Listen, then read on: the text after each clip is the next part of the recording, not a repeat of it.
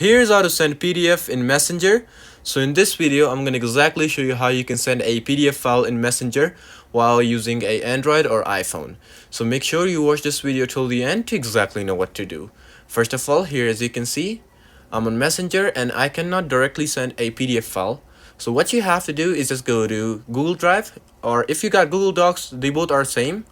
So in my case, I have Google Drive, but they both are like basically same method. So what you have to do, just find your PDF file. So here as you can see that I have a file, PDF file called create personal web page.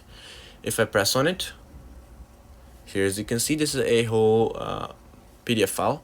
So how do we send it? Press on these three dots right next to it.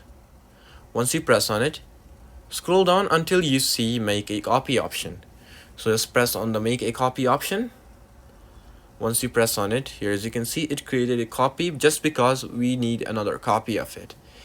Again, press on the original three dots and then just press on send a copy. Once you press send a copy, you will be able to see this interface. Just swipe on the second one where it says airdrop. Just swipe with your fingers until you see more. Press on more and scroll down until you see Messenger. Press on Messenger. Once you press on Messenger, here as you can see, it's preparing to export. And once it's done, you have to select the account that you want to send the PDF file. So here I'm just gonna select on this account, and then you can write a message here too, just whatever you want to write, and then press send. Once you press send, here as you can see, it's sending and it's done.